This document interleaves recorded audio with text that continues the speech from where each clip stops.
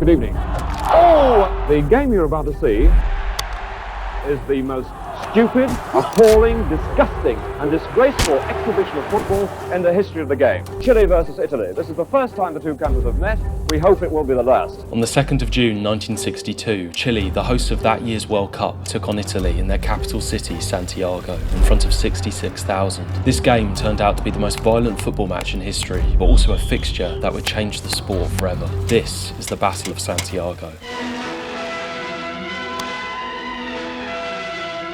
Torment of a nation. However, this story isn't as simple as a football game gone wrong. The backstory behind this clash is as crucial as the match itself. 2 years prior, Chile's build-up to hosting the World Cup was tragically disrupted. The country suffered the strongest recorded earthquake in human history. Measuring a magnitude of 9.5, the Valdivia earthquake killed 1,655, injured 3,000 and displaced 2 million people, as well as ripping apart the national infrastructure. Causing $550 million worth of damage, the earthquake devastated the country. From the outside, for a country that had been torn apart, it looked almost impossible to host the world and its biggest sporting event. For example, 4 of Chile's 8 intended venues were now left unusable. Carlos Ditborn, the president of the World Cup Organisation Committee for Chile, credited with being responsible for bringing the World Cup to his nation, stated, "Because we don't have anything, we will do everything in our power to rebuild." Stadium and other infrastructure were rebuilt at record speeds, and the tournament, amazingly, occurred on schedule. Sadly, Ditborn didn't live to see the success of his efforts, passing away at age 38 following a heart attack, 1 month before the start of the tournament. But the catastrophic events of the 22nd of May 1960 had united the country. The ability to host the World Cup only 2 years later symbolised the country's revival. Chile entered their own World Cup with an enormous sense of national pride.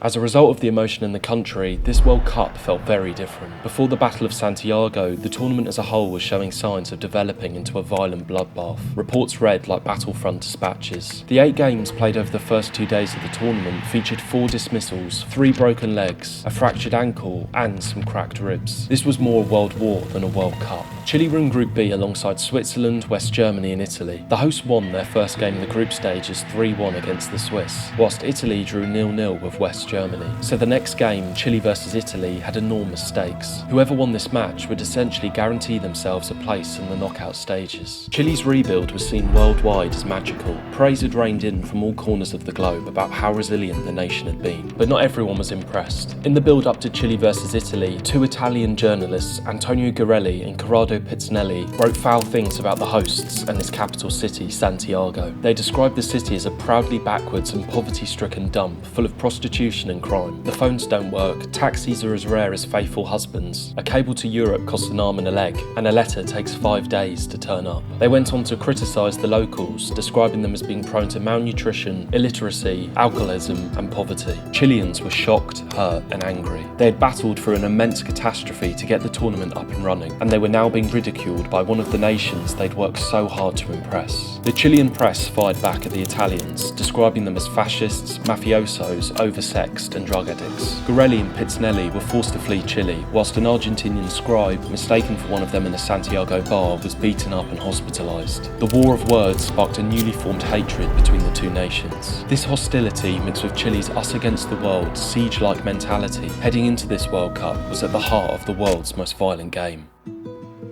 The man in charge of officiating this battle was experienced English referee Ken Aston. He'd been parachuted in by FIFA to ensure neither team felt the opposition had an advantage, after the pre-selected Spanish referee was stripped of the game, following a complaint from the Italian FA who felt it was unfair there would be a Spanish-speaking official. The task ahead for Aston was mammoth. It's important to understand how referees weren't as powerful back then as they are now. Whilst players could still be dismissed, yellow and red cards were not yet invented. The hierarchy of cards we see in today's game give referees authority and control, and they demand players' respect. During this era, players had less reason to listen to officials, as there was no middle ground. They couldn't be cautioned. You were either playing or in the stands. Essentially, you had to do something incredibly serious to be dismissed. The lack of control the officials had over these two teams, who were ready to go to war, only added fuel to the fire for a match that was already in flames.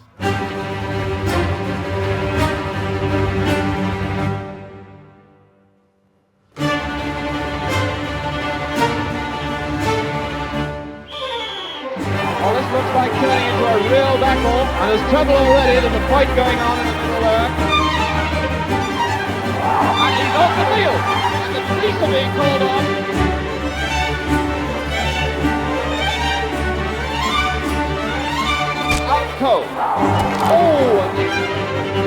we go now into the second half of what is sure to be known as the Battle of Santiago. Ramirez.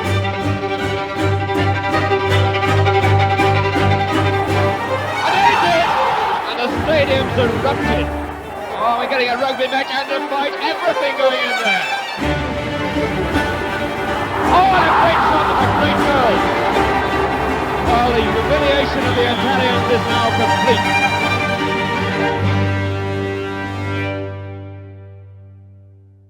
Italy lost the game 2-0 and were knocked out the tournament as Chile progressed to the knockout stages, later losing to Brazil, the tournament winners, in the semi-finals. But this World Cup would always be remembered for the Battle of Santiago, not only for the violence that took place, but also the effect it would later have on the sport. Ken Aston was something of a trailblazer in football, specifically when it came to officiating. He was the first league referee to wear a black uniform in 1946, and he also introduced brightly coloured linesman flags in 1947. The match between Chile and Italy, where Aston was powerless, had stuck in his mind, most likely because of the huge backlash he received following the game. At the time, Aston tried to defend his performance, arguing that his fellow officials weren't very good, so it became almost him against the 22 players. 4 years later, after being appointed to the FIFA Referees Committee and made responsible for all referees at the 1966 World Cup, Aston would change football forever. Following a match between England and Argentina at the World Cup, newspaper reports stated that referee Rudolf Keitlein had cautioned Bobby and Jack Charlton, as well as dismissing Argentinian Antonio Ratin. Keitlein had not made his decisions clear during the game. Remember, at this time, yellow and red cards were not a thing, so England manager Alf Ramsey approached a FIFA representative for post-match clarification. Due to his role on the committee, Aston started to think about ways to make a referee's decision clearer to players, managers and spectators, whilst also empowering referees to gain control of games that were spiralling into a war. Whilst driving his car, he came to a traffic light. It was here he realised that a colour-coded scheme, based on the same principles as the lights, would transcend language barriers and make it clear to everyone if a player had been cautioned or sent off,